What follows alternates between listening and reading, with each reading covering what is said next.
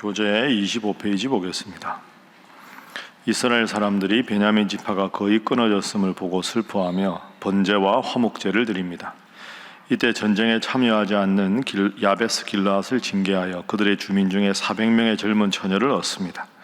그렇게 얻은 여인들을 베냐민 자손 가운데 살아남은 남자들에게 주어 명맥을 유지하게 합니다.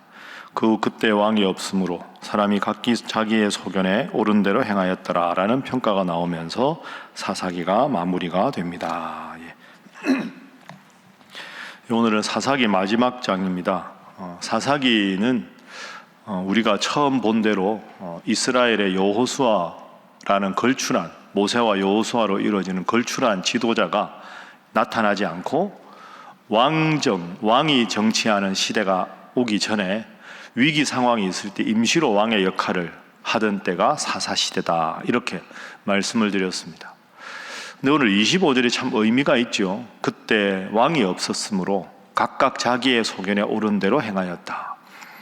사사기에서 제일 중요한 구절이 이 25절인데요. 이 왕은 우리가 생각하는 늘 다스리는 백성 위에 군림하는 왕이라는 뜻이 아니고, 하나님을 왕으로 삼지 않으면, 각자의 소견에 옳은 대로 행하면 나라가 혼란해질 수밖에 없다, 이런 뜻입니다. 나라에 왕이 없었다. 그건 인간 왕이 아니라 하나님을 왕으로 모시지 않았기 때문에 사사시대가 혼란했다. 이걸 꼭 기억을 하셔야 되겠습니다. 자, 오늘도 혼란한 것으로 사사기가 마무리가 되는데요. 21장 1절, 오늘 우리 1절 말씀 함께 읽어보겠습니다. 시작. 이스라엘 사람들이 미스바에서 맹세하여 이르기를 우리 중에 누구든지 딸을 베냐민 사람에게 아내로 주지 아니하리라 하였더라. 아멘. 베냐민 자손에게는 딸을 주지 말자, 이렇게 이야기합니다. 자, 베냐민 지파가 이스라엘 12지파 중에 한 지파입니다. 그러니까 이 사사기의 마지막이 슬픈 이유는 다른 가나안의 다른 이방 족속과 전쟁을 한 게 아니고, 우리가 어제 20장에서 본 대로 이스라엘의 다른 지파들과 베냐민 지파가 서로 전쟁을 합니다. 그래서 베냐민 지파를 거의 몰살을 시켰습니다. 그렇게 되고 나서 오늘 1절에 베냐민 사람들, 남자들에게는 딸을 주지 말자. 그러면 이 말은 아주 무서운 말입니다. 그러면 예를 들어서 내가 베냐민 지파의 남자다. 그럼 베냐민 지파의 남자인데 결혼할 여자가 없으면 어떻게 그러면 그 지파가 명맥이 유지가 되겠습니까? 이런 건 정말 해서는 안 되는 맹세입니다. 2절 보십시오. 그러고는 또 백성들이 웁니다. 3절, 하나님, 이스라엘에 어찌 이런 일이 생겨서 한 지파가 없어지게 하십니까? 하고 괴로워합니다. 여러분, 이 본문을 읽어보면 어처구니가 없습니다. 자기들이 싸움 걸어서 베냐민 지파 죽여놓고 베냐민 지파를 왜 하나님 없애게 놔두십니까? 잘못은 자기들이 하고 원망은 하나님께 합니다. 자, 좀 시간이 가더라도 한번 이 문제는 깊이 짚어보겠습니다. 왜 이런 일이 생겼을까? 왜 이스라엘 백성들끼리 싸우고 죽이는 일이 생겼는가? 근본적인 원인이 있습니다. 20장 한번 보시죠. 우리가 어제 다 읽었지만 이게 이제 지금부터 이 모든 걸 다 새로 볼 수 없는데요. 자, 19장의 말씀에 보면 이런 내용입니다. 핵심은 19장부터 가보면 레위 사람에게 첩이 있었습니다. 그죠? 첩이 있었는데 그 첩을 베냐민 지파에 속한 남자들이, 불량배들이 와서 내어달라고 합니다. 그런데 그걸 듣지 않다가 레위 지파 남편이 첩을 내줍니다. 그 첩을 욕보이죠. 그래서 이 첩이 죽습니다. 그러니까 이 레위 남자, 첩의 주인인 남편이 화가 나서 그 죽은 자신의 첩을 동강 내서 12지파에 다 보내는 거죠. 내 아내를 베냐민 지파에 속한 남자들이 죽였다. 그러니까 다른 지파에서 보기에는 어떻게 우리 이스라엘 사람들 사이에 이런 일이 있느냐 하고 화가 머리 끝까지 나는 겁니다. 자, 20장 4절 보십시오. 레위 사람 곧 죽임을 당한 여인의 남편이 내가 내 첩과 더불어 베냐민에 속한, 이게 중요하죠, 베냐민에 속한 기브아에 유숙하러 갔는데 기브아 사람, 베냐민 지파에 속한 기브아 사람들이 나를 죽이려고 하면서 내 첩을 욕보였다 라는 말을 듣습니다. 자, 그렇게 하니까 20장 6절, 내가 첩의 시체를 쪼개어서 이스라엘 지파에 보냈다. 그러니까 8절 보십시오. 모든 백성이 일제히 일어나 우리가 한 사람도 자기 장막으로 돌아가지 말고 이제 기브아 사람들을 치자. 10절 모든 이스라엘 지파 중에서 정예 군대를 소집을 해서 11절 하나같이 합심하여 그 성읍을 치려고 모였습니다. 전쟁 준비를 한 거죠. 여기서 결정적인 잘못이 나옵니다. 12절 이스라엘 지파들이 베냐민 온 지파의 사람들을 보내어 두루 다니며 이르기를 너희 중에서 생긴 이 악행이 어찌 됨이냐 하고는 14절에 싸우려고 합니다. 15절에 베냐민 지파도 가만히 있을 수 없으니까 그래 우리도 싸우자 해서 17절 이하에 싸우는 겁니다. 자, 여러분, 문제가 여기에 있습니다. 우리도 흔히 할 수 있는 실수가 여기에 있습니다. 성숙하지 못한 대처를 한 겁니다. 레위 자손이 한 남자가 자신의 첩을 욕보인 베냐민 지파에 대해서 화가 난 것 이해가 됩니다. 그런데 19장부터 자세히 읽어보면 이 남자가 자기 첩을 내준 겁니다. 첩을 강제로 데리고 간 게 아니고요. 자기 첩을 내줍니다. 그러니까 내준 것 행동이 잘못된 거죠. 그거 쏙 빼고 베냐민 지파에 속한 기브온 사람들이 내 첩을 강제로 데리고 가서 죽였다. 겁탈해서 이렇게만 말을 하는 겁니다. 그러니까 다른 지파가 화가 난 거죠. 또 하나, 여러분 순서가 이렇게 되면 레위 지파의 첩의 남편도 화가 났고 베냐민 지파 쪽에서 이야기를 들어봐야 될 거 아닙니까? 항상 모든 문제가 있으면 상대방이 있으면 이 입장도 들어보고 저 입장도 들어보고 하나님 앞에 기도하고 시시비비를 가린 다음에 행동을 취해야 됩니다. 그런데 방금 읽었는데 어떻게 되어 있습니까? 레위 지파의 첩이 죽게 된 그 남자 이야기만 일방적으로 다 듣고 화가 나서 싸우자 하고는 전부 정예군사를 다 모은 겁니다. 싸울 만반의 준비를 한 다음에 베냐민 지파한테 어떻게 된 거냐라고 묻습니다. 여러분, 베냐민 지파가 전쟁을 했다는 게 잘못이 아니고요. 베냐민 지파라고 여러분은 생각을 해보십시오. 우리한테는 듣지도 않고 기브아 사람들이 어떻게 된 거냐라고 물었으면 잘 모르지만 베냐민 지파가 우리가 한번 알아보겠다. 기브한 사람 그 불량배들 불러서 어떻게 된 거냐? 너희가 잘못했다. 그럼 너희들은 하나님 앞에 제사를 지내고 모든 지파에게 무릎 꿇고 비를 하든지 뭔가 중재 액션이 필요한데 지금 레위 지파의 이 남자 이야기만 듣고 다른 지파가 전쟁 준비를 다 끝낸 다음에 싸우기 바로 직전에 베냐민 지파에게 야, 너희들 다 죽여버리겠다. 무슨 일이냐? 하니까 베냐민 지파 입장에서는 우리말 한마디도 안 듣고 만반의 싸울 준비를 다 하니 가만히 있다가는 죽으니까 우리도 차라리 죽을 바에야 싸우자. 이래서 싸움이 일어난 겁니다. 그게 21장입니다. 여러분, 이게 과거 일만 아닙니다. 우리도 이럴 때가 있습니다.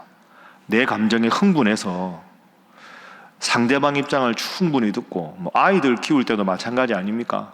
저도 아들 둘이 있는데 형은 형 말을 할 게 있고 동생은 동생 말할 게 있고 한쪽 말만 듣고 막 화내고 나서 들어보면 아빠 그게 아니에요 이러면 괜히 미안한 경우 있잖아요.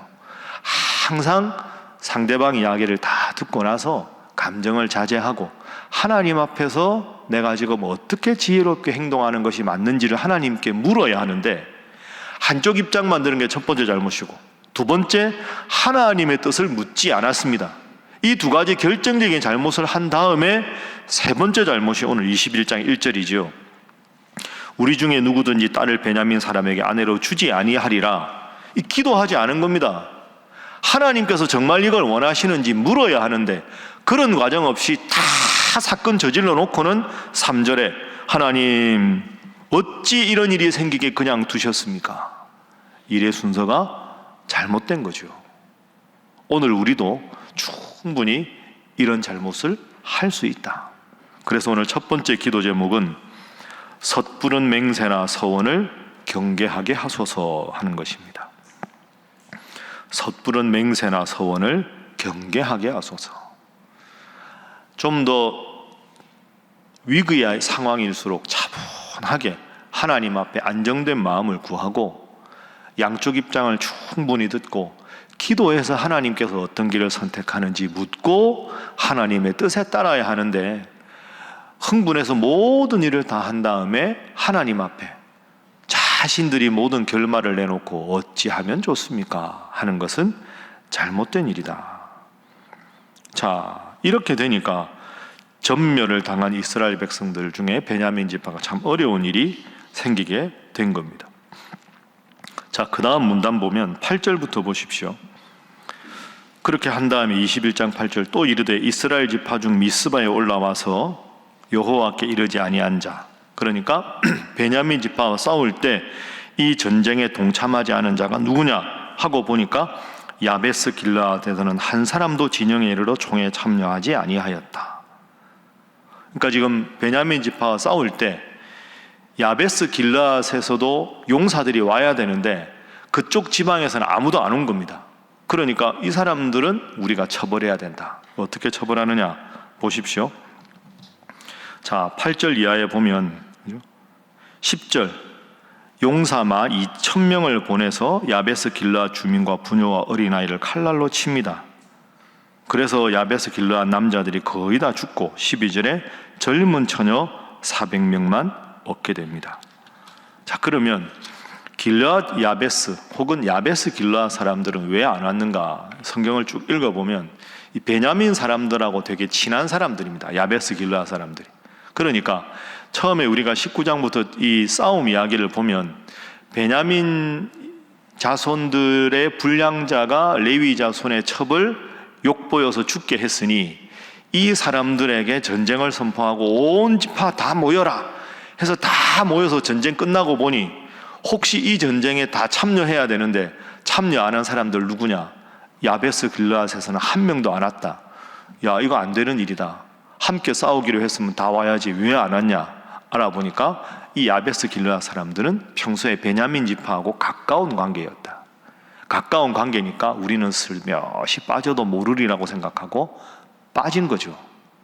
야베스 길르앗 사람들도 결과적으로는 잘못한 겁니다. 베냐민 자손의 입장을 미리 알려서 전쟁을 하지 않게 하거나 모두가 동참하는 상황에서 나하고 치라니까. 베냐민 자손이 잘못한 건 분명히 사실 아닙니까? 불량배들이 잘못했는데 나하고 친하니까 슬며시 애매한 위치를 차지하게 된 거죠. 하나님 앞에서 바른 행동은 하고 인간적인 호불호를 떠나서 친소관계를 떠나서 잘못은 잘못이라고 분명히 깨우쳐 주어야 하는데 야베스 길르앗은 베냐민 자손의 잘못을 말하지도 않고 그 전쟁에 동참하지도 않고 동참하지 않은 이유에 대해서 분명하게 밝히지도 않았습니다. 그러니 결국 이런 어려움을 당하게 된 거죠. 두 번째 기도 제목입니다. 나의 이해관계보다 하나님 앞에 올바르게 살게 하소서 하는 것입니다. 나의 이해관계보다 하나님 앞에 올바른 삶을 살아가는 것. 우리도 가끔 이런 유혹이, 이런 마음이 들 때가 있죠. 나하고 친한 사람이면 잘못한 것, 그거 잘못이라고 지적 안 하고, 에이, 뭐 다 그렇게 하는 거야. 이렇게 하고, 좀 관계가 먼 사람이 잘못하면 아주 그걸 심각하게. 그러니까 인간적인 이해관계로 잘못을 잘못이라고 말하지 않거나, 바르지 않은 것을 틀렸다고 말하지 않는 그런 경우가 있습니다. 야베스 길르앗이 바로 그런 경우였습니다. 잘못을 하나님 앞에 회개하게 했더라면 이런 큰 아픔이 없지 않았겠습니까? 그죠? 그런 면에서 참 21장은 정말로 슬픈 그런 내용입니다. 자, 그 다음 내용 읽어보죠. 13절 이하에 보면 온 회중이 림몬 바위에 있는 베냐민 자손에게 사람을 보내어 평화를 공포하게 했습니다. 그때 베냐민이 돌아옵니다. 그런데 베냐민의 남은 사람들 15절 보십시오. 백성들이 베냐민을 위하여 뉘우쳤으니 이는 여호와께서 이스라엘 지파들 중에서 한 지파가 빠지게 하셨음이니라. 자, 16절. 베냐민 자손과 전쟁을 하니까 힘약한 여인들이 거의 다 죽게 되었습니다. 회중의 장로들이 이르되 베냐민의 여인이 다 멸절되었으니 이제 그 남은 자들에게 어떻게 하여야 아내를 얻게 할까 하고. 여러분, 이 맥락이 이렇게 되는 겁니다. 전쟁을 해서 베냐민 지파를 싹 쓸어버렸잖아요. 그러니까 베냐민 자손 중에서 전쟁을 할 수 있는 남자들은 그나마 남아있는 남자들이 있는데 여인들은 전쟁하면 다 안타깝게도 죽을 거 아닙니까? 그 베냐민 자손의 여자들이 다 죽어버렸어요.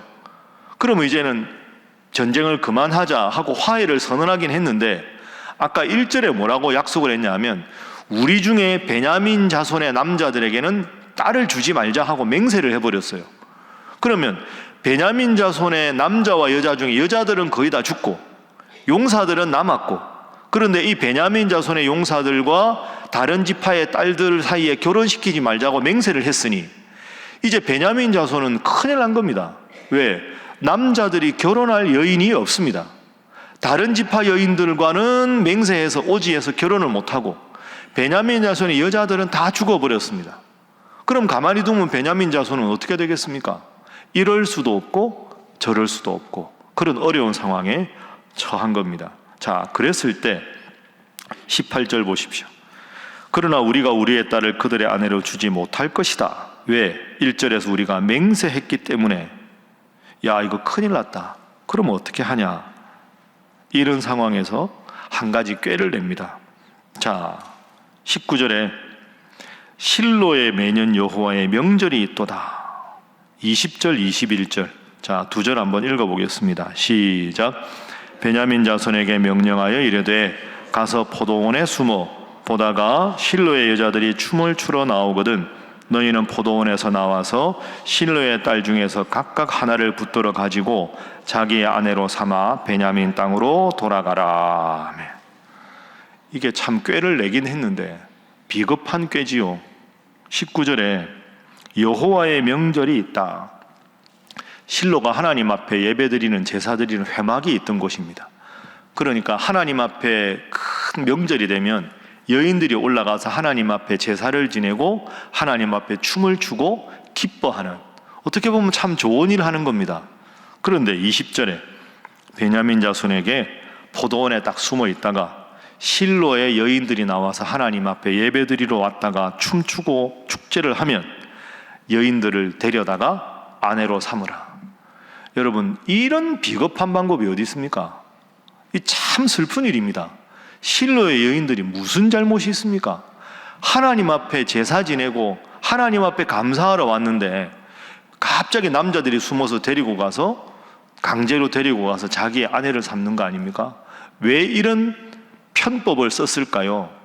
1절에서 우리 딸을 주지 말자, 주면 저주를 받을 것이다 했으니까 자신의 딸들을 베냐민 집 자손에게 내어줄 수는 없고, 그렇다고 순수 12지파 이스라엘 자손이 다른 이방 민족과 통혼할 수도 없고 여인들은 없고, 그러면 우리가 내어줄 수 없으니 우리가 슬며시 눈 감아 줄 테니 실로의 여인들 중에서 마음에 드는 여인들을 강제로 데려다가 아내로 삼아라. 우리가 직접 내어준 게 아니니 우리 잘못은 없다. 편법이지요. 아주 부끄러운 일입니다. 잘못은 자신들이 해놓고 실로의 여인들은 이게 무슨 마른 하늘에 갑자기 벼락치는 것과 똑같지 않습니까?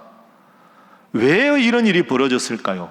사사기의 마지막은 왜 이렇게 비참한 결과로 끝나게 되었을까요? 결정적인 이유가 바로 처음에 소개한 25절 때문입니다. 함께 읽어봅니다. 25절 시작. 그때 이스라엘에 왕이 없으므로 사람이 각기 자기의 소견에 옳은 대로 행하였더라. 아멘.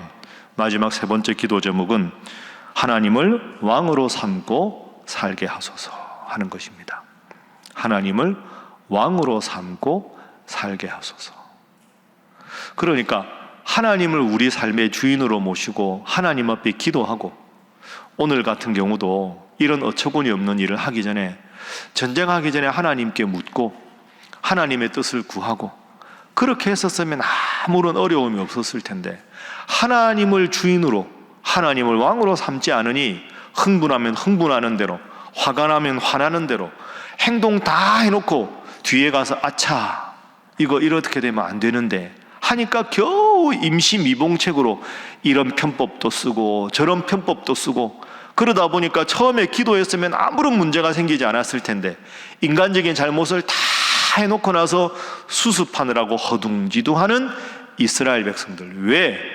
하나님을 왕으로 섬기고 하나님께 먼저 묻고 기도하는 과정이 없었을 때 이스라엘 지파라고 하더라도 이런 어처구니 없는 끔찍한 죄를 범하게 된다. 여러분, 오늘도 새벽에 잘 오셨습니다. 오늘도 이 말씀 붙잡고 열심히 기도해서 우리가 주일날 설교 말씀 들었지요. 하나님의 말씀은 살았고 운동력이 있다. 히브리서 4장 12절 말씀. 우리의 모든 판단과 생각과 뜻이 하나님의 뜻에 맞게 되어야 하나님께서 우리의 인생을 책임져 주신다 생각하고 오직 말씀과 기도로 주님 중심으로 살아가고, 그래서 풍성한 열매를 얻는 우리 신일의 모든 성도들이 되시기를 주님 이름으로 축복합니다. 기도하겠습니다. 하나님, 기도하지 않고 하나님 뜻을 구하지도 않고 감정에만 치우쳐 섣불리 행동하지 않게 하시고 늘 주님 주신 지혜로 기도하며 모든 일을 잘 처리하게 하여 주옵소서. 인간적인 이해관계보다 하나님 중심의 의로운 삶을 살게 하시고 하나님을 주인으로 왕으로 모시고 살게 하여 주시옵소서. 하나님, 호국 보훈의 달입니다. 이 나라가 하나님을 왕으로 모시고 하나님 뜻대로 살아가는, 그리고 통치하는, 그리고 하나님께서 함께 하시는 이 나라 대한민국 되게 하여 주시옵소서. 함께 기도합니다. 주여 믿습니다. 주여 믿습니다. 주여 믿습니다.